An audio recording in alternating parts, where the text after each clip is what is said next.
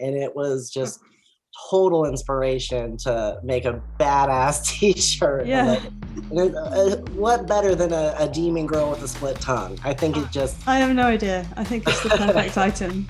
Squeegee Ink Podcast Season 2.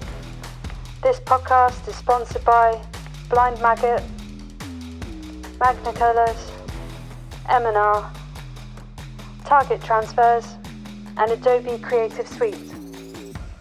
Well, my name is Landon. I'm the owner and creator of Awarewolf Apparel. I started Awarewolf back in 2015. And at first I wasn't even screen printing myself. I was actually, at first I was going to local printers, and I realized how expensive that can be. And I'm just the type of person that I'm like, oh, I can do it myself, you know? And so I did.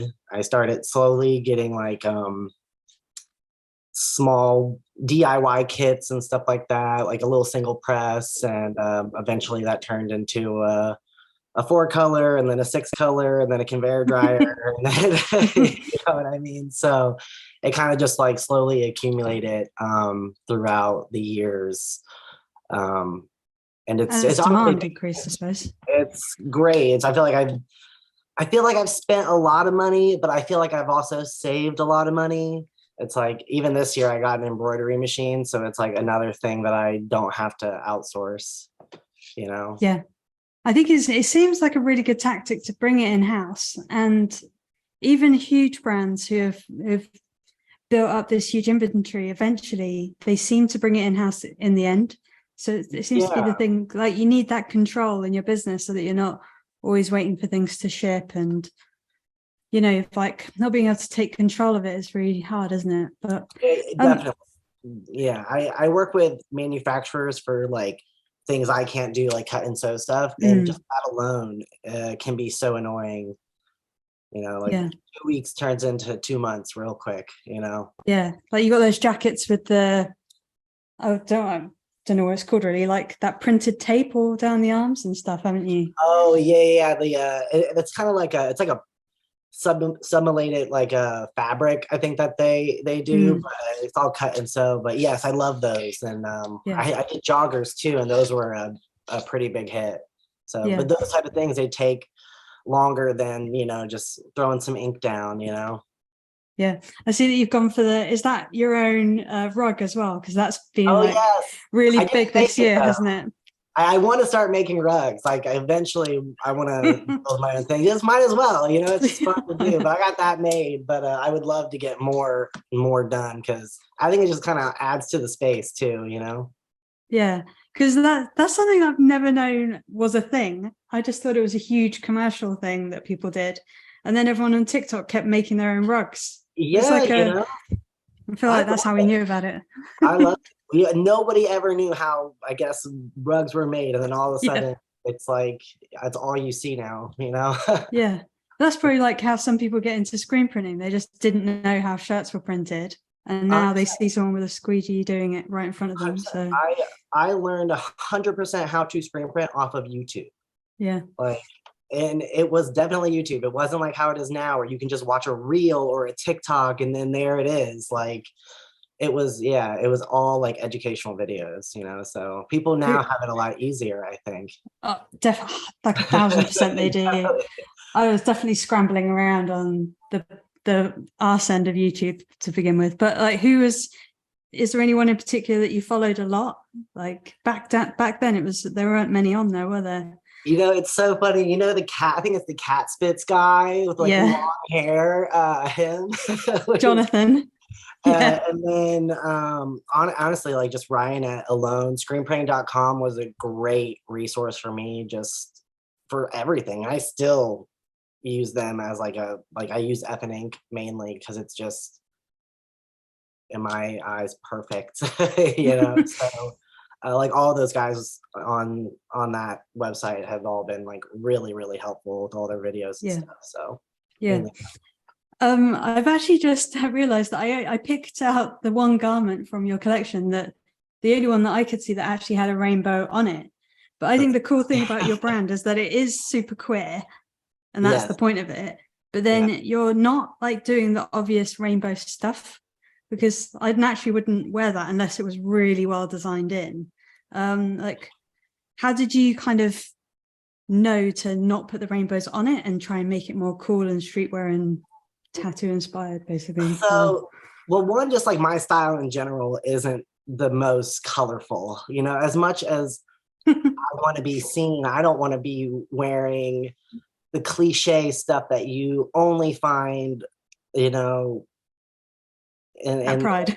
You know, yes, at Pride, usually, you know, unless you're coming to my booth, you know, but I saw the need for it. It's like, I want people to wear and be able to represent every day throughout the year, and not just during 1 week or one day. It's like, it's cool. Queer is punk, yes. You know? And so I just think that it was just so fitting. And I worked at Zumiez at the time, and I was like, this would be so cool if they had something like this, and they still don't, but they should. I don't know what Zumiez is. What is that? Oh, it's like a skate shop. Back in the day, it was very much like a skate shop, and it still is. And it had like a bunch of cool brands like Obey and Stüssy and Hurley, Volcom. I don't know if you've heard of those big brands, but like now it's very different now. It's very, you know, like, you know, it's changed with the times, but I still think that they could use, or any big box store should take some more queer stuff. Yeah. You know?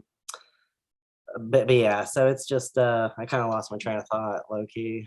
Yeah, but basically you're saying that there's a need for it because yes. that we're like, not everyone's a super flamboyant in your face rainbow gay. Exactly. Like, it's just there was really a need for it, and nobody else was doing it, so I was like, all right, I guess I'll do it. So yeah, the funniest shirt, sorry I cut you up, but the funniest shirt that you've done recently that just reminded me that I had to get you on is that eating pussy, kicking ass. I was like, oh my God. So perfect. And then there's a song that's literally by this country guy who sings nothing but like really crude gay stuff. Like, it's real raunchy stuff, but it's so funny. And it was just total inspiration to make a badass t-shirt. Yeah. What better than a demon girl with a split tongue? I think it just... I have no idea. I think it's the perfect item. I genuinely do. And then going on your TikTok and finding the song as well to go along with it, I was like, what is happening? What is all this stuff I don't know about? I know, it was perfect.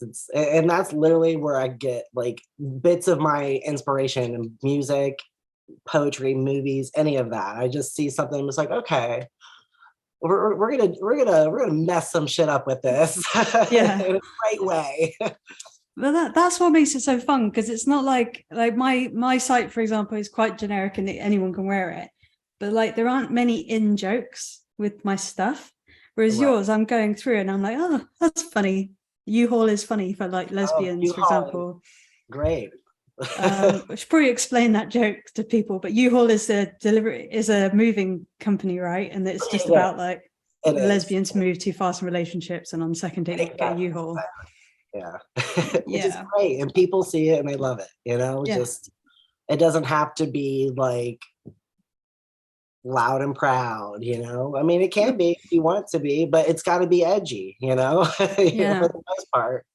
Yeah, I think your stuff is more like if you see someone wear it in a coffee shop or something, and then you have another double take and you're like, is that a gay top? They might be expressing themselves in a slightly subtle but funny way. I would instantly want to be their friend, honestly. Yeah. It just kind of tells you a little bit about their personality, you know, especially if it's one of the funny ones. Yeah. Yeah, I suppose there are some kind of like subtle ones that are a bit more streetwear, but can I like talk to you more about like screen printing and stuff, and like were there any hurdles when you got into that, like that you found really difficult and you almost like quit?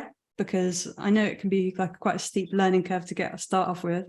All the time. All the time am like, do I want to keep screen printing? Even though I love it so much, but it's so much of there's so much that goes into it, you know, especially like I live in an apartment right now, you know? So, and just not having, I like to work where I live, where I print. It makes things much easier, and I don't have that accessibility right now.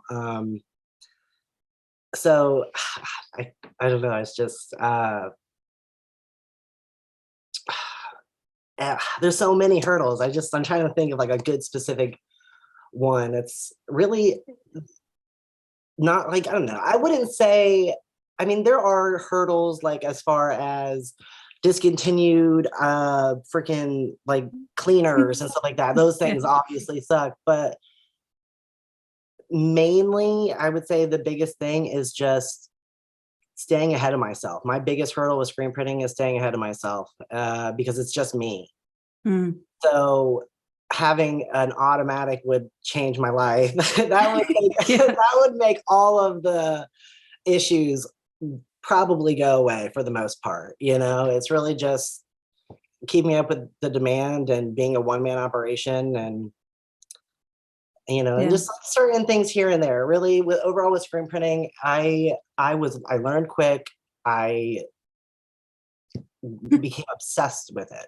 So I got to a point where I really just knew what I was doing, and I knew what mistakes to avoid. And I think now, just by experience, I don't really have too many issues. But in the beginning, it was always a learning curve. Learning how to burn your own screens is the worst.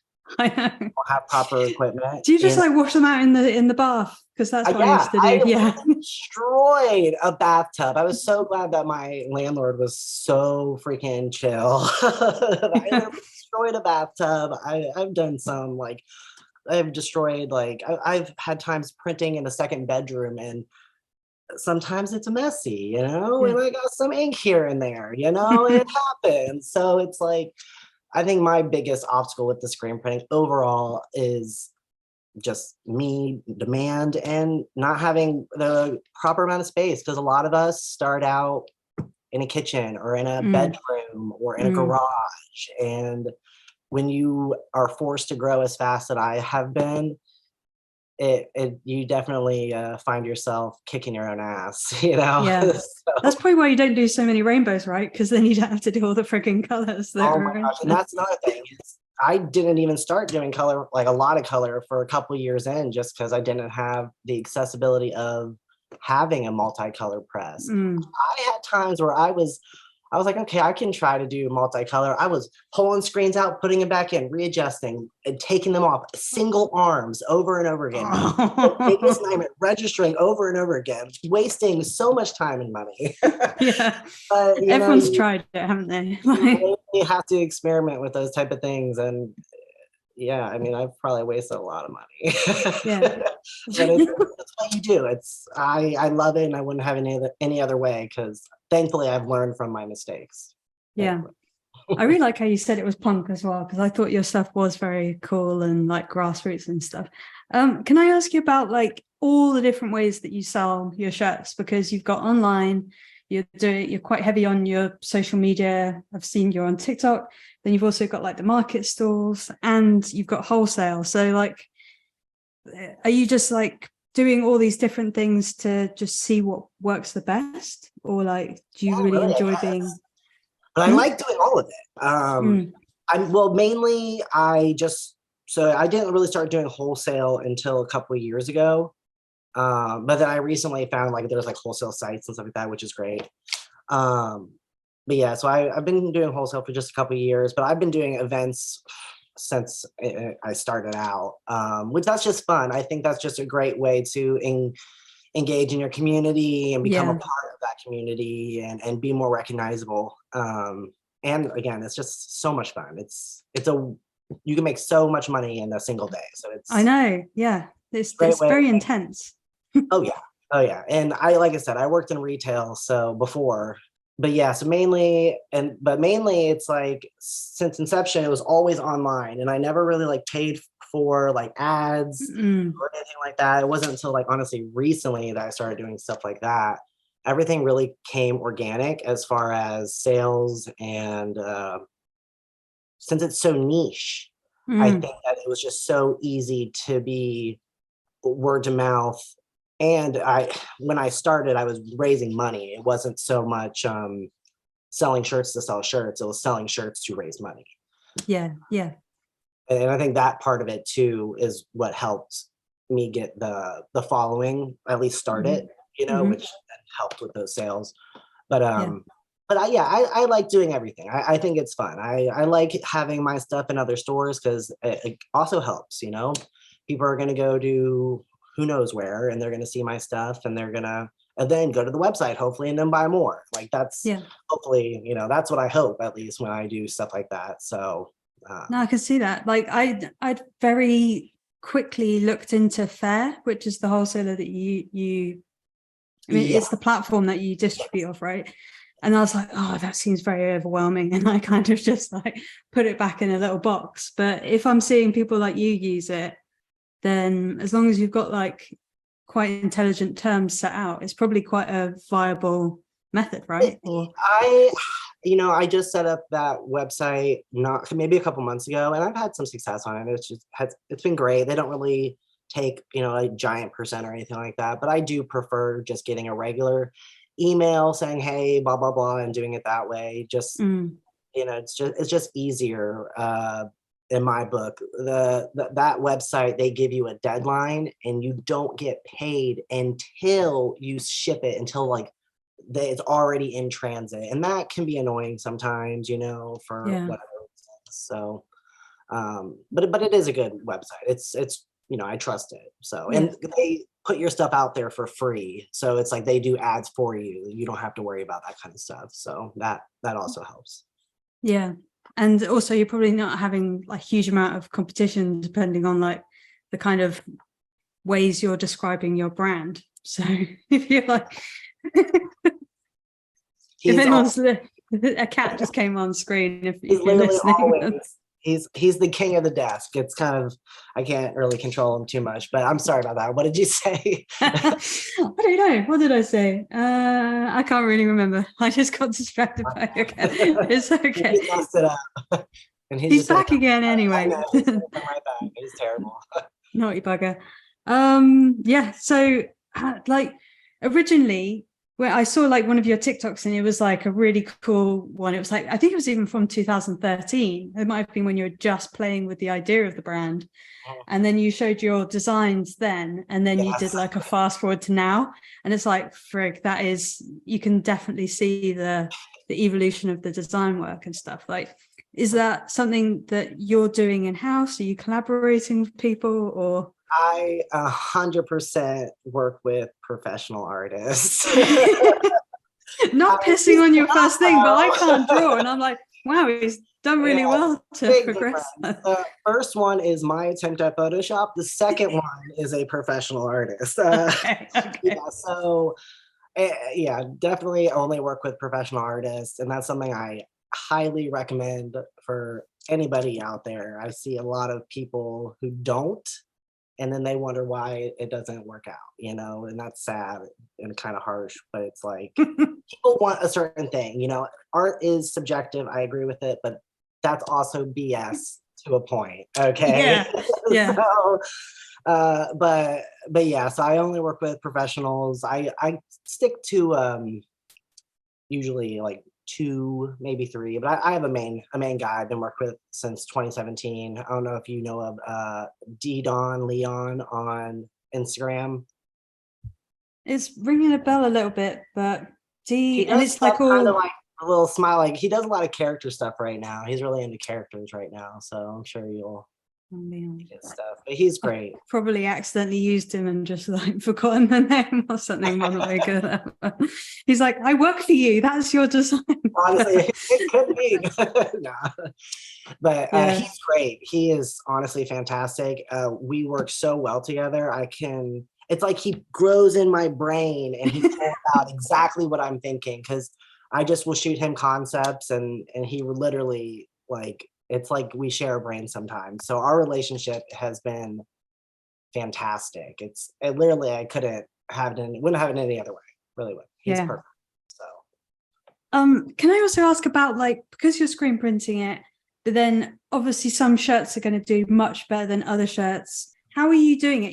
you just doing like 50 prints and then just cleaning the screens off, or are you kind of keeping all the screens there so that you can print more of more popular ones, or almost on demand? Or so, and that's like what was one of the reasons why I really wanted to get into screen printing, was having more control of what and how much I print. So certain shirts, like I got inventory, and I got over here. I got a bunch of inventory that I do, bulk print, but some things I don't completely bulk print. It just really depends on if it sells or not. So I don't always have the, right now I don't have the accessibility of washing out screens and stuff like that, sadly. I'm in the middle of buying a house now, so eventually that will be possible. But so I don't always get the, pleasure of cleaning out my screens and stuff like that. I work out of my dad's garage, so he literally just built a house, and I'm not trying to destroy his pipes with my ink. What I mean? I'm not gonna put a multi-$1,000 freaking filtration system in his house right now, But eventually, I will get to that point where I'll be able to really take it to that next step. But yeah, I kind of give it just like, that, like, I guess a ghetto bath. It's like a ghetto bath, but it works. My prints are still crisp and sharp, and I do my best to avoid oil and stuff like that, and whatever types of issues. But yeah, it really, having that just control of how much, because I'll have like my Be Gay Do Crime, like I'll print like 80 of them. Really, and the same with the Never Go Slow, because those are really big hits. So I'll print like a bunch of those, and then that's great. I don't have to worry about those. But then if I only sell maybe like a couple here and there of a shirt, maybe I'll just do 10, or sometimes I even just print order, so it just really just depends on the items. Yeah, I've seen that you have like a broader range of sizes as well. Is that like to do with like trying to be as inclusive as possible as well? Because you go from like small to like 4XL. Is that important for you? Yeah. I mean, and I try not to add a tax onto it, even though I lose money 100%. I definitely lose money on it when I go up to certain sizes. But it's I understand.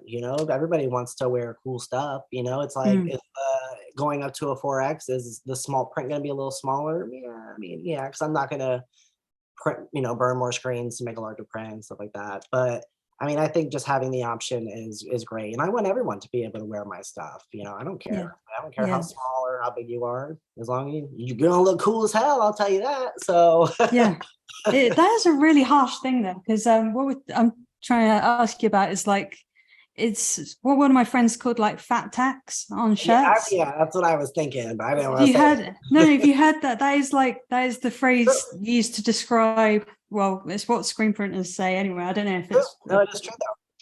But it's true. It's like, why should you have to pay more?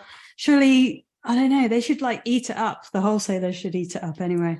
I mean, I get it, it's more fabric, but like, come on, like, yeah.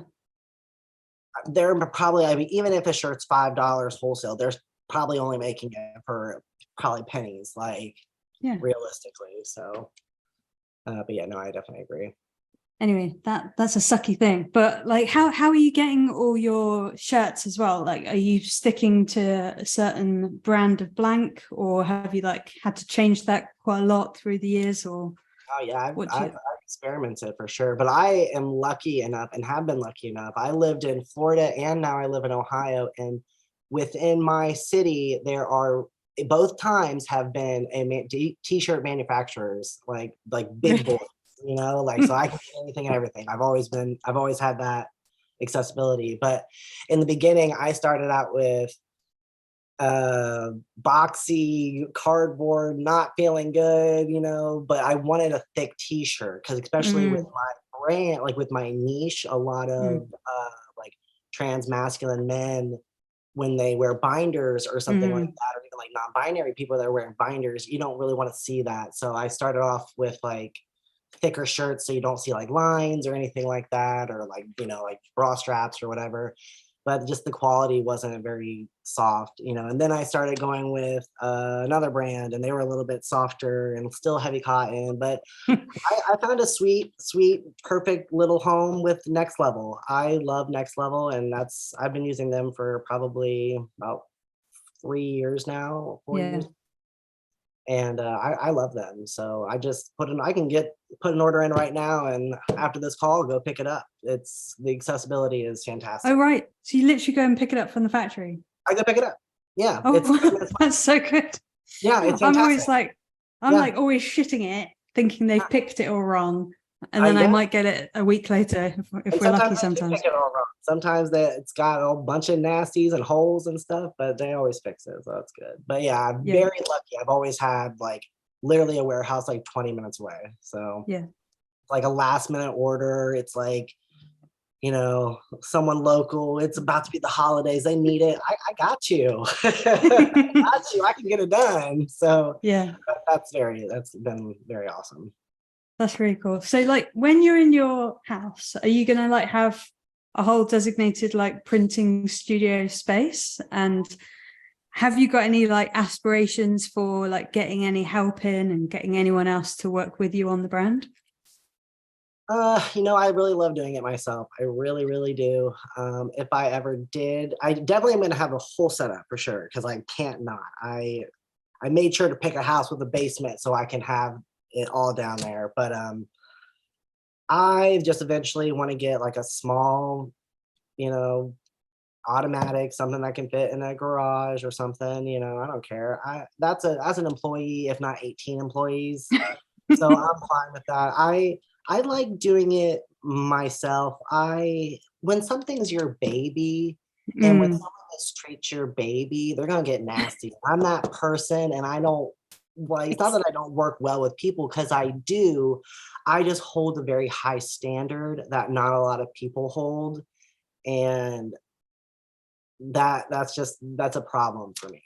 So I've honestly even worked with other professional printers, and it's just not even. It's like, what? This is what I'm not gonna, you know, it's not acceptable. And I don't know. So I don't know. I would have to really train someone like from jump, you know. It is incredibly difficult topic. Like there's lots of printers who can't let go, and even when they do, then it doesn't quite work out, and then you're burnt and you've put all this time in, and it's a really, really tricky, difficult subject on like every single level. I think like even the big studios have a hard time like retaining staff as well. I bet. Well, it's not an easy, it's not a job for everybody. It's not a job for everybody. So I've never worked in a professional print shop, but I can imagine it more strict than me for certain things, you know, because it's just me. I can get away with things. You know what I mean? Yeah, you're like, oh, I know how to hide that. You just exactly. You know what I mean? So it's a little different, but yeah, I can I can see that. Yeah. And then like bringing embroidery in as well, was that like there was a quality issue, or did it just make financial sense to be able to bring it in so you didn't have all the setup costs and minimum orders? Or like what was the best part about bringing that in-house as well? Yeah, honestly, I really wanted to just learn it, honestly. Yeah.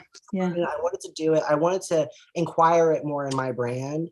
But again, it's expensive to go and get it done. It is, you know, with the digitizing fees and all that stuff, it's, you know, it's expensive. So I was just like, I mean, and I wanted to add more than just hats. I wanted to do like stuff on hoodies and like whatever else, you know. So it really I just really wanted to, honestly. I just wanted to. I was like, that's another thing to help my brand grow, and it's been great. It's like I've been able to add so many more hats and stuff like that, because before I was just buying patches and using my sewing machine to sew it on. It's easier that way, you know, than going and having so-and-so embroider something for me. It's like, you know, which is great too, but it's just the margins. It came down to just also the margins. It's at the end of the day, I win. And I feel like as long as my brand continues and I don't, you know, die and we're good. But it just seemed like a better idea, and it makes me feel more professional. Yeah, no, there's a really big point that, because lots of people bring in embroidered stuff and it does make your brand as a whole look good, but then the margin is really tight and you're like, am I just selling, you're only getting like a few quid for a top for a hat or something, and you're like, oh, is that worth selling? So there's and I've had multiple people, like my dad's friends who are like contractors or something like that, or my tattoo artist, he wants to get like hoodies made. Like that helps me. Like honestly, set it on the thing and press go, as long as everything stays threaded and we're good and it doesn't mess up or run out of anything, we're good. I ain't doing it. It's a machine. So it's just more money to be made, I mean, I don't necessarily always do stuff for other people, but sometimes I do, and it helps, that pays the bill, so we're good. Yeah. I've definitely had a lot of things where I've sworn at the embroidery machine more than anything else in the whole studio, though. Like when the thread breaks and then you fix it and then you walk away and it goes do, and you're like, fucking, what is wrong with you? Or the freaking hoop thing doesn't do the little hook thing doesn't read back to a line. That thing's always fucking up. I love the screen printers never can be asked to learn all the embroidery shit. They're just like, that's just another thing. It's quite funny, but it's not like a steep learning curve like screen print, is it? So I just don't. It's not. I feel like it's not as bad, but it's still really annoying for sure. Yeah. So what kind of are you doing any like tattoo conventions or anything like that, or like what kind of events are you picking to be at when you're choosing your stores? Mainly I do like Pride. I've done a couple Prides, which is always so fun. Those are usually my biggest hits just because it's thousands and thousands, and I don't even know how many people go to these Pride events. It's insane. It's too many people. It's crazy. I love it. But usually it's queer events. It just makes sense. Going to a not queer event, it's like, I don't know. It's not the same, because it's like, I don't know. It's like there are obviously queer people everywhere, but it's very different. So I try to do queer events. I have friends that do a lot of events in the city where they like coordinate events. So I'm lucky enough to, and they mainly work with queer events. So it's fantastic just having that accessibility as well. So I really just do like, any type of queer event. I did a queer event at a bar. It was like a cowboy themed or honky tonk themed or something like that. And, stuff like that. Christmas events, literally anything that a queer person can make queer, I'm doing. If it's a queer event for anything and everything, I don't care. And that's really mainly it's going to bars and doing events there. We had a Super Bowl party at a queer event, and I don't know if you're into sports or anything, but I'm not. But there was where I'm from, Cincinnati, went to the Super Bowl, and I made these shirts because we have they say this thing called Who Day. Like it's like a thing that they say, but I said who gay. So I made some shirts that said who gay in the same logo as it would be Who Day, and I sold shirts at this Super Bowl event at a gay bar.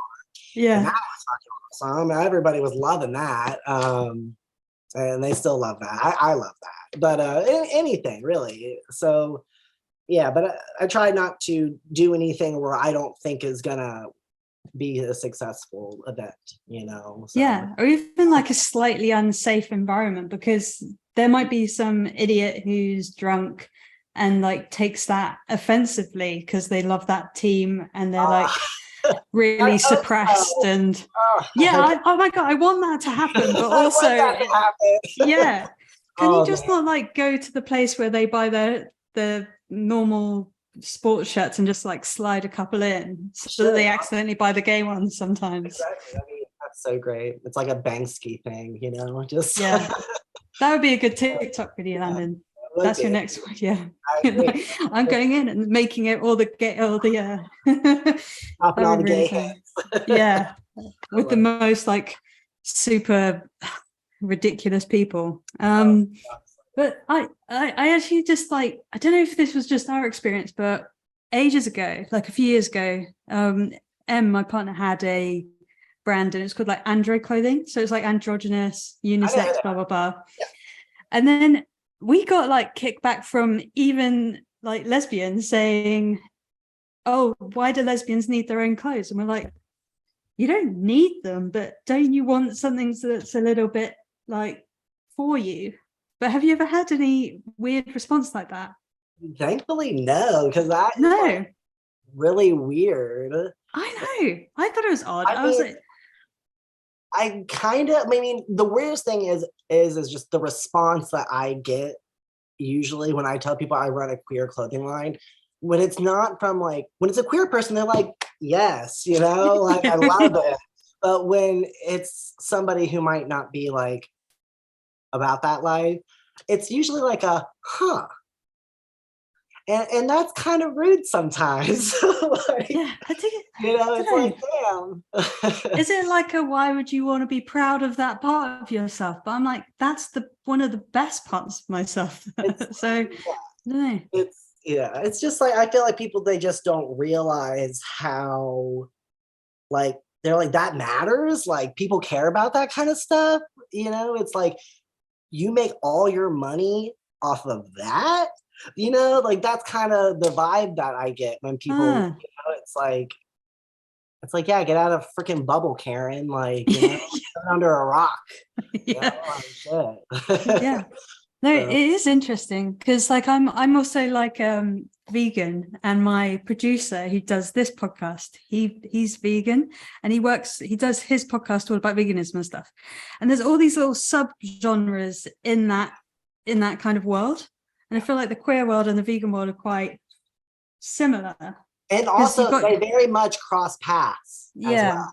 Yeah, you know, they do. A lot of they go hand in hand, you know? Yeah.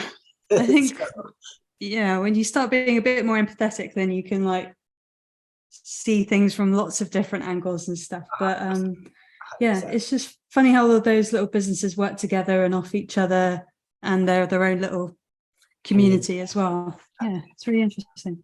So like I saw some comments on some of your reviews about like about collaborations and things. Was that just collaborations with artists, or was it collaborations with like other people? Or I'm not like sure what they meant by that.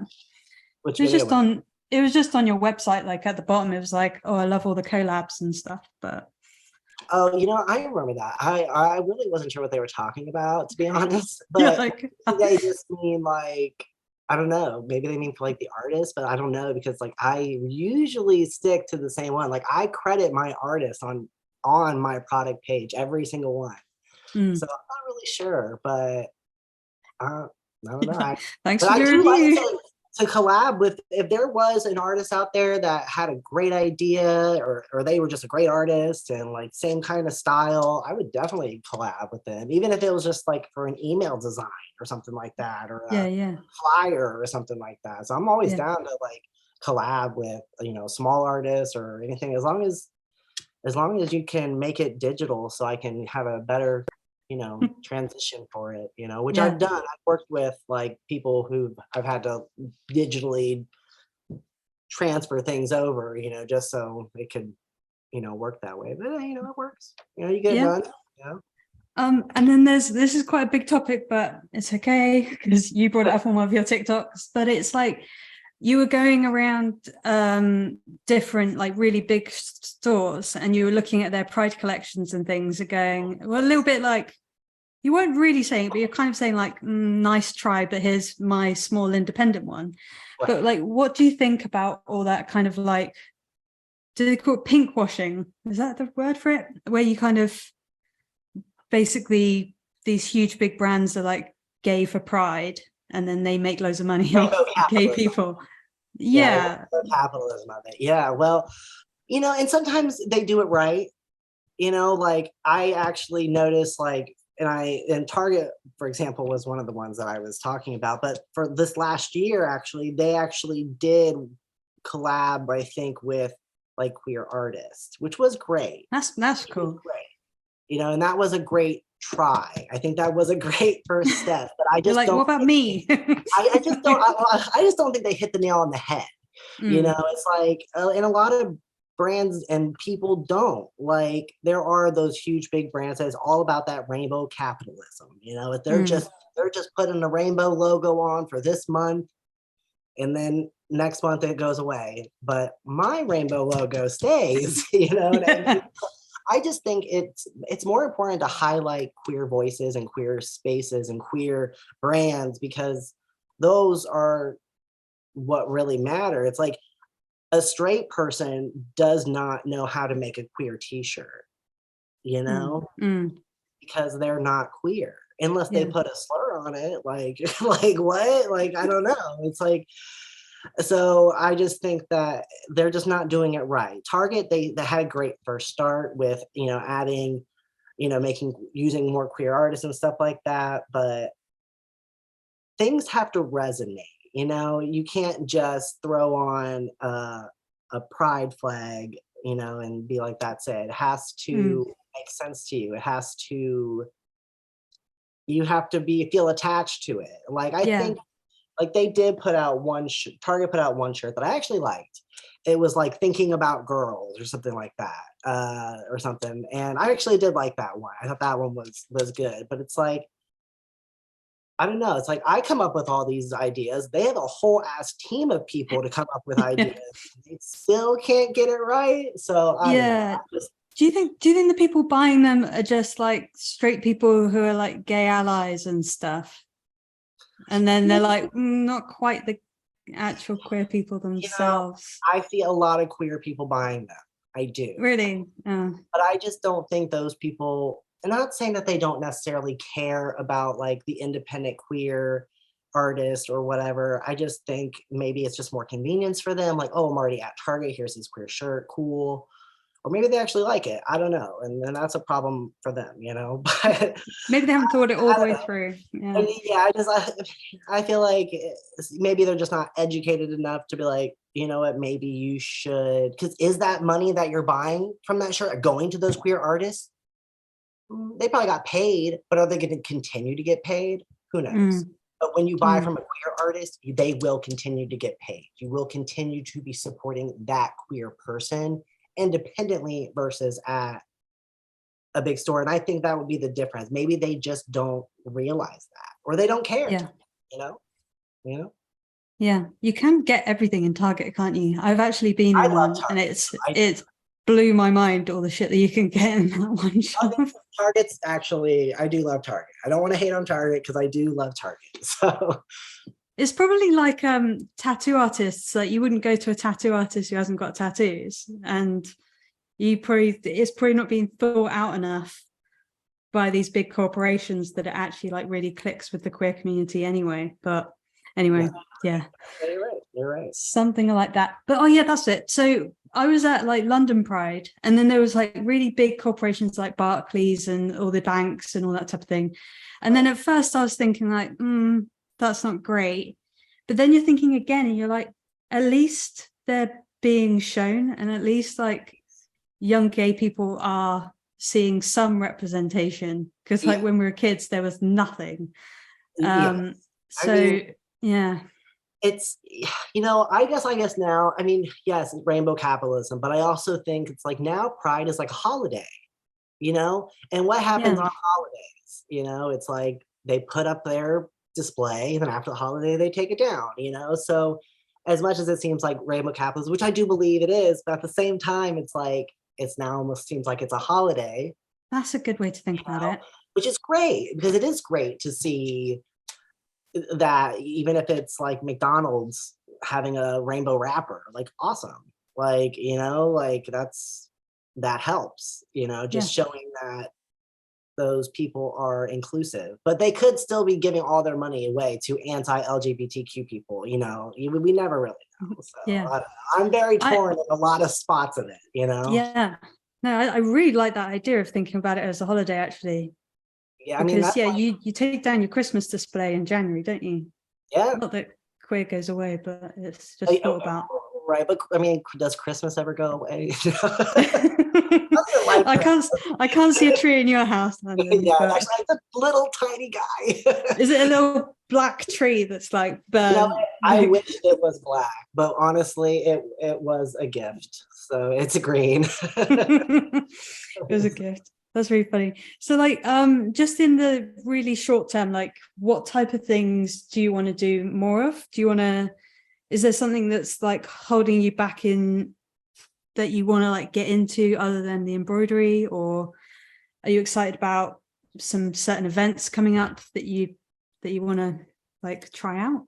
I'm not even thinking about events since I'm moving soon. I'm like, I can't even think about that, you know. But, Overwhelmed with it. I've been looking into things like, I mean, I just love equipment. I'm like, and appliances too.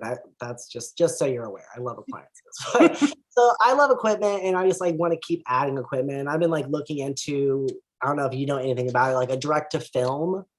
Mm. I've been learning about those, and that seems kind of cool. I don't know how the longevity of it is versus like actual screen printing, but I'm interested. Yeah.